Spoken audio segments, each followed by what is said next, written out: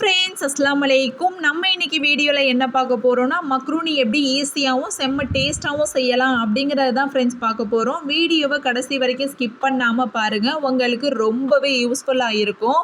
இப்போ தான் நம்மளுடைய சேனலை ஃபஸ்ட் டைம் பார்க்குறீங்க அப்படின்னா மறக்காமல் சப்ஸ்கிரைப் பண்ணிடுங்க. வாங்க வீடியோக்குள்ளே போகலாம்.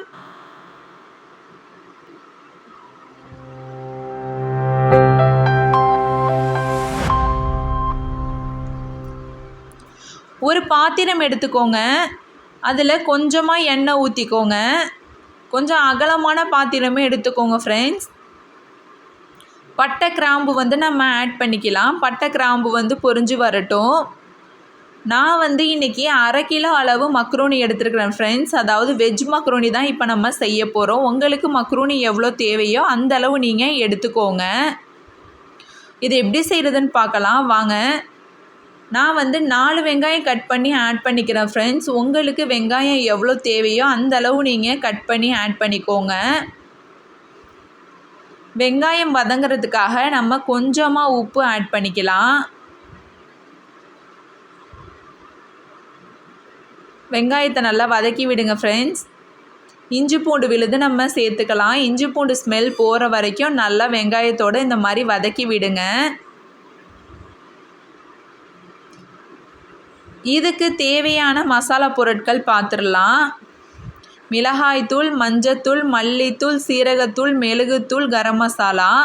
கரம் மசாலா டேஸ்ட்காக தான் நம்ம ஆட் பண்ண போகிறோம். உங்களுக்கு கரம் மசாலா வேணாம் அப்படின்னா அதை நீங்கள் ஸ்கிப் பண்ணிவிடுங்க. 1 ஸ்பூன் அளவு நான் மிளகாய்த்தூளை ஆட் பண்ணிக்கிறேன். உங்களுக்கு எவ்வளோ தேவையோ காரத்துக்கு ஏற்ற மாதிரி நீங்கள் மிளகாய்த்தூள் ஆட் பண்ணிக்கோங்க. 4 தக்காளி நான் ஆட் பண்ணிக்கிறேன். உங்களுக்கு எவ்வளோ தக்காளி தேவையோ நீங்கள் அந்தளவு ஆட் பண்ணிக்கோங்க. தக்காளி வதங்கிறதுக்காக கொஞ்சமாக உப்பு சேர்த்துக்கலாம் ஃப்ரெண்ட்ஸ். நல்லா இந்த மாதிரி வதக்கி விடுங்க. நம்ம வெஜ் மக்ரூனி செய்கிறதுனால நம்ம பீன்ஸ் நம்ம கட் பண்ணி வச்சுருக்கோம், அதனால் ஆட் பண்ணிக்கிறோம். பீன்ஸ், கேரட்டு, முட்டைக்கோஸு இதெல்லாம் உடம்புக்கு ரொம்பவே நல்லது. அதை தான் நம்ம ஆட் பண்ணிக்க போகிறோம். குழந்தைங்களுக்கு நீங்கள் மக்ரூனியோட இந்த மாதிரி வெஜிடபிள்ஸ் சேர்த்து கொடுத்தீங்க அப்படின்னா அது மக்ரூனியோட சேர்த்து சாப்பிடும்போது வெஜிடபிள்ஸ் அதிகமாக இருக்கிற மாதிரி தெரியாது. அவங்க காய்கறிகள் அந்த மக்ரூனியோட சேர்த்து சாப்பிட்ருவாங்க. நான் நிறைய தான் காய்கறி போட்டிருக்கேன். கொஞ்சமாக உப்பு போட்டுக்கோங்க. நல்லா கிளறி விட்டுக்கோங்க. ஒரு பாத்திரத்தில் இந்த மாதிரி தண்ணி வச்சுக்கோங்க ஃப்ரெண்ட்ஸ். தண்ணி சூடானதுக்கப்புறம் இந்த மாதிரி கொஞ்சமாக எண்ணெய் ஊற்றிக்கோங்க. அடுத்து உப்பு நம்ம ஆட் பண்ணிக்கலாம். ஏன்னா மக்ரூனி அதில் நம்ம போட்டோம் அப்படின்னா மக்ரூனி ஒத்தையாக இருக்கும். அதாவது நம்ம எண்ணெய் ஊற்றிருக்கிறனால மக்ரூனி ரொம்பவே சூப்பராக ஒன்றோட ஒன்று ஒட்டாமல் நல்லா ஒத்தையாக சூப்பராக இருக்கும். உங்கள் வீட்டில் கண்டிப்பாக ட்ரை பண்ணி பாருங்கள். காய்கறி வெந்ததுக்கப்புறம் நம்ம சீரகத்தூள், மஞ்சத்தூள் உங்களுக்கு எவ்வளோ தேவையோ அந்த அளவு நீங்கள் போட்டுக்கோங்க ஃப்ரெண்ட்ஸ். மஞ்சத்தூள், மெழுகுத்தூள் எல்லாமே. அடுத்து நம்ம மெழுகுத்தூள் ஆட் பண்ணிக்கலாம். நான் 2 ஸ்பூன் அளவு மெழுகுத்தூள் ஆட் பண்ணிக்கிறேன்.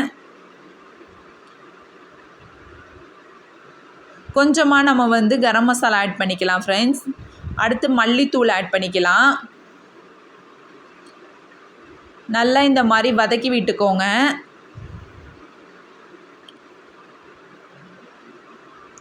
பச்சை மிளகாயை நம்ம ஆட் பண்ணிக்கலாம். நான் 3 பச்சை மிளகாய் ஆட் பண்ணிக்கிறேன். அதையும் நல்லா வதக்கி விட்டுருங்க ஃப்ரெண்ட்ஸ். கொஞ்சமாக தேவையான அளவு தண்ணி ஊற்றிக்கோங்க. தண்ணி ஊற்றிட்டு நம்ம க்ளோஸ் பண்ணி விட்டுடலாம். பாருங்கள் ஃப்ரெண்ட்ஸ், இந்த தண்ணி நல்லா கொதிச்சு வந்துருச்சு. இதில் நம்ம வச்சுருக்கிற மக்ரூனியை நம்ம அதில் போட்டுடலாம். நல்லா ஒரு வாட்டி இந்த மாதிரி கிண்டி விட்டுருங்க ஃப்ரெண்ட்ஸ். கிண்டி விட்டு நல்லா வெந்ததுக்கப்புறம் ஒரு வடிகட்டியில் வடிகட்டி வச்சுக்கோங்க. இந்த பாருங்கள், உடனே எடுத்து வேறு பக்கம் வச்சுருங்க ஃப்ரெண்ட்ஸ். ஏன்னா இந்த தண்ணியிலையே வடிகட்டி இருந்துச்சு அப்படின்னா ஒன்றோட ஒன்று குழஞ்சி போயிடும். கொஞ்சமாக கருவேப்பிலை நம்ம ஆட் பண்ணிக்கலாம். ஒரு 1/2 எலுமிச்சை பழத்தை நம்ம இந்த மாதிரி பிழிஞ்சு விட்டுக்கலாம். உங்களுக்கு புளிப்பு சுவை எவ்வளோ தேவையோ அந்த அளவு நீங்கள் ஆட் பண்ணிக்கோங்க.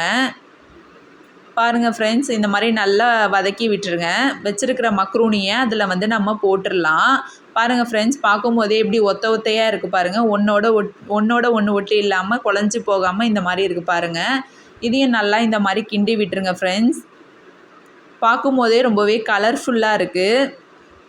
நம்ம வெளியில் மக்ரூனிலாம் வாங்கி சாப்பிட்றதுக்கு வீட்டிலேயே நம்ம காய்கறிகள்லாம் போட்டு இந்த மாதிரி மக்ரூனி செஞ்சு சாப்பிட்டோம் அப்படின்னா உடம்புக்கு ரொம்பவே நல்லது. குழந்தைங்களும் விரும்பி சாப்பிடுவாங்க. மல்லிக்கீரையை அது மேலே நம்ம தூவி விட்டுடலாம் ஃப்ரெண்ட்ஸ். அவ்வளோதான், மக்ரூனி ரெடி ஆகிடுச்சு. இதுக்கு கெட்டியாக நீங்கள் தேங்காய் சட்னி செஞ்சு சாப்பிட்டீங்க அப்படின்னா இந்த டேஸ்ட்டு ரொம்பவே சூப்பராக இருக்கும். உங்கள் வீட்டில் நீங்கள் கண்டிப்பாக ட்ரை பண்ணி பாருங்கள். இந்த வீடியோ பிடிச்சிருந்துச்சு அப்படின்னா மறக்காமல் சப்ஸ்கிரைப் பண்ணிடுங்க, லைக் பண்ணுங்கள், ஷேர் பண்ணுங்கள்.